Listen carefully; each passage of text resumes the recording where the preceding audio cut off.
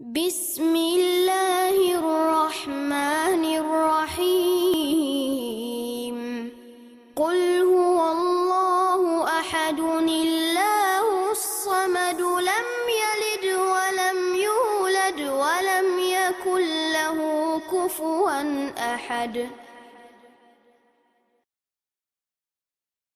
Hello everyone, my name is Abdullah Ali, and today we will be discussing cultural adaptation within Islamic monotheism.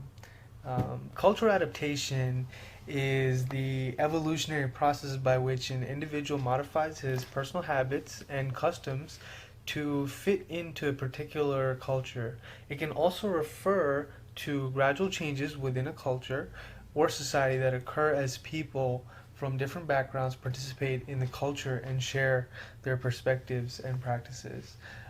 So I focused on cultural adaptation within Islamic monotheism, which is belief in one God and strict belief in one God.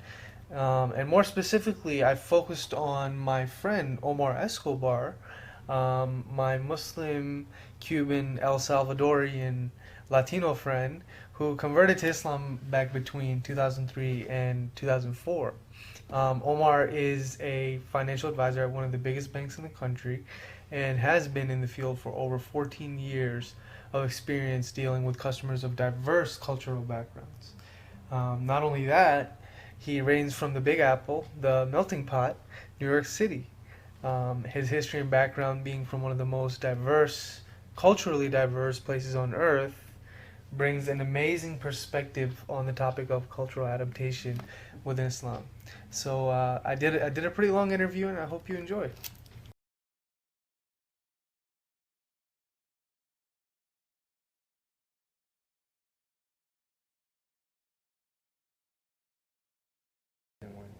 So what was assimilation like for you? And assimilation is a kind of cultural adaptation, as we learned in class, in which an individual gives up his own cultural heritage and adopts the other cultural Right. values. And I have to admit to you, it wasn't that difficult because being New York and a melting pot and growing up in a community where sometimes I felt like I was the outsider because of my complexion, for example, I always had to find, I had to make sense of certain contexts in which I found myself, where I was perceived to be the outsider, although I was an insider. I was Latino, but sometimes because of my complexion, I would get, hey, you're, certain derogatory, because of my, I would. They thought you were white. Yeah, sometimes, and then they say certain things. But so I always had to have that open mind and say, wow, we're all the same, kind of that perspective. So when I became Muslim, it wasn't, I really didn't have any culture shock or anything like that. I think brothers were very accepting of me.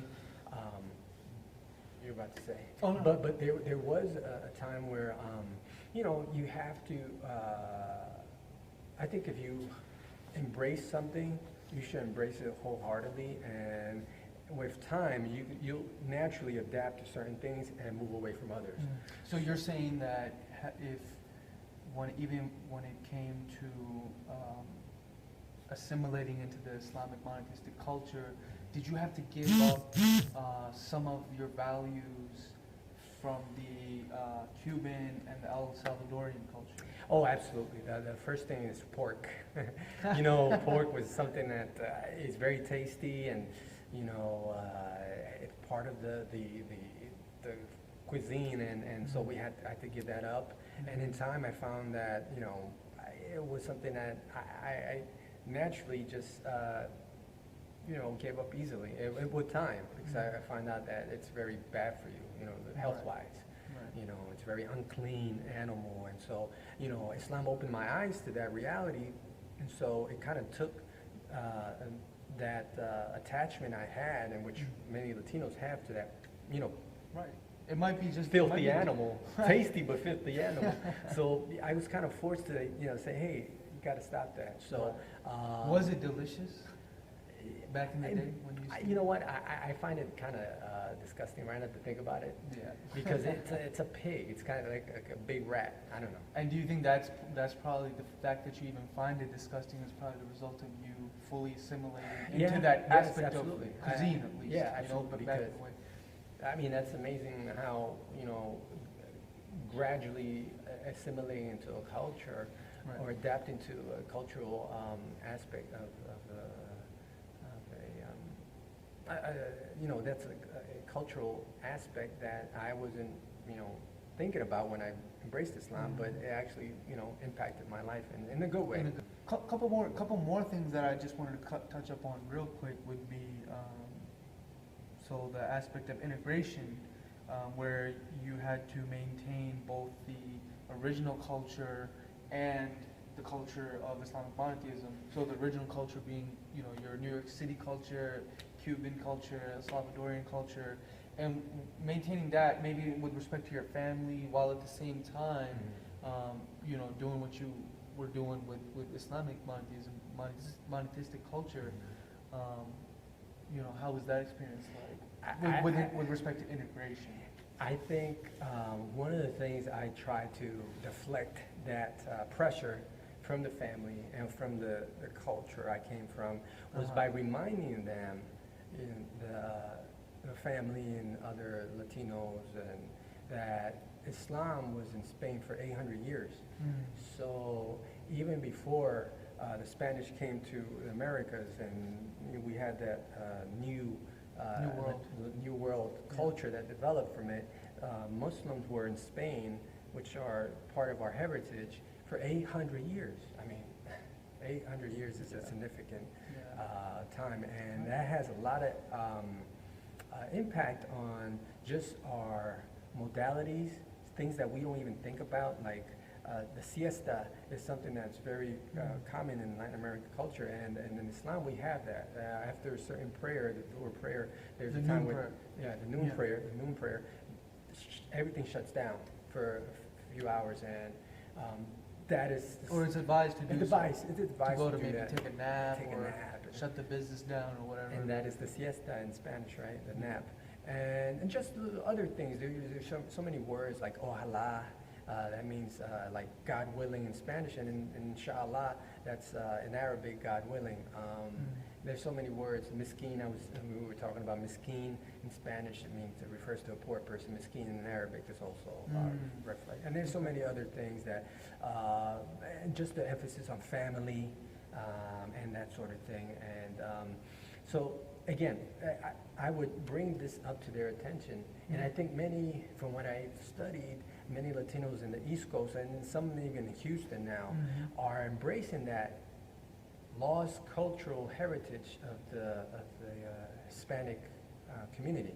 And so we're kind of going back to those days of Al-Andalus, which is Andalusia, or the times with Islamic Spain, because we've impacted that culture, the Islamic Spanish culture impacted, they pretty much helped take Europe out of the Dark Ages.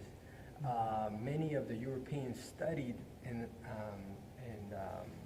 Islamic Spanish city. A smile is considered to be charity. You're giving someone a good thing. How was smiling looked upon in, for example, if you're just walking down the block in New York City, in the Bronx, or maybe even amongst the Latino community, the Hispanics? Yeah, I mean, obviously that's a cultural, obviously I embrace Islam in a little older context, but still, you're right. I mean, obviously... Is that something pretty much the same, smiling? No, because in an urban environment, you're smiling and people think you're kind of weird. Like, why are you smiling? I mean, what do you want? Or, hey, what's wrong with you? What do you... So, that's against the code, so to speak, in urban You break culture. ice with someone, you haven't broken ice with. Right. Exactly. Okay. So, but in Islam it is expected. But not to air our dirty laundry, but I'll just bring it to you to be, transparent. Everything I do, I try to be transparent and frank with. And so, one of the things I wish that the Islamic community could do is adhere to what you're saying, more of the smiling amongst the brothers and non-Muslims too. I mean, obviously we are one community, regardless of our faiths, we ultimately have to live in peace with each other. And so, but giving the salams, I find sometimes, I really try to remind myself, I say, hey, give salams, give peace to this person you never met before. Right. And I can tell you, the first interaction with this brother right here, he practices what he preaches.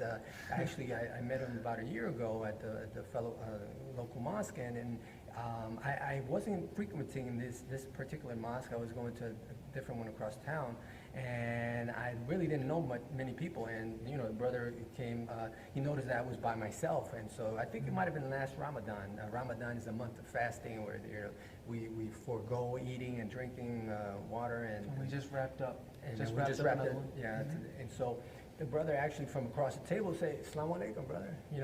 So again, he extended that peace and gave me that smile. So broke the ice, and a year later, we're engaging in this. Did the smile come before that though? Was the smile? I can't. Probably. I can't.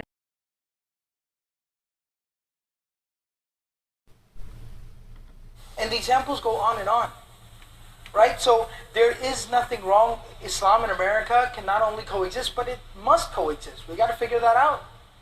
All right? Muslims who are also Americans need to understand that they should not feel conflicted about these two different parts of their identity, but they are part and parcel of their existence.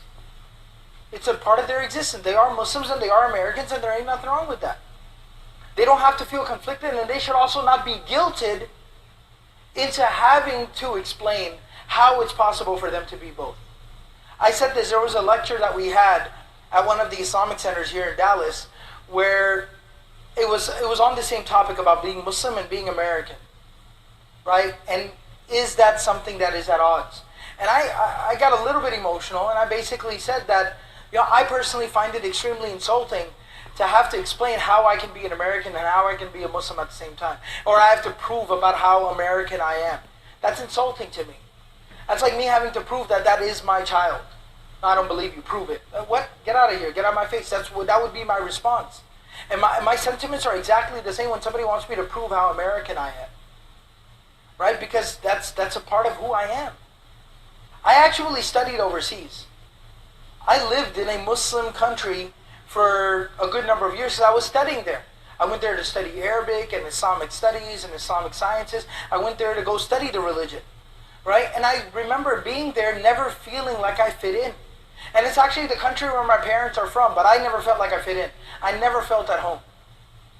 But the second I would get off the airplane here in Dallas, I knew I was home. So a Muslim American needs to come to terms with that fact, and should not be guilted by other people of society and community into having to explain themselves. And now finally, Americans that have to live with other Muslims and might feel conflicted about that, or might feel confused or even threatened or scared by that, they also need to understand that there's no need for that. Right? There are books written, there's research that's out there readily available, you can search it online. But today Muslims are a more visible part of American society, but they've always been around. They've always been around. Islam is something that's always been familiar to certain segments of American society. Sure, the familiarity might be more today, and it might be more of a popular issue today, but we have coexisted. We will continue to coexist, and there's no issue or no problem with that. And that goes back again to what I was quoting directly from the scripture initially, that, O humanity, God Himself says to us Muslims, and to all of humanity. This is a message to all of humanity. But it's coming through the Quran, Islam's sacred source, that we've created all of you from one man and one woman, one male and one female, Adam and Eve. And yes, you do have differences amongst you, but that's only so you can identify and appreciate each other. That's the only purpose of your differences. And we really have to come to terms with that, and hopefully we can continue through education, through dialogue, we can gain maturity about this topic, and we can come to a more sensible conclusion than the one we find being purported around today. Jazakumullah khairan. Thank you very much.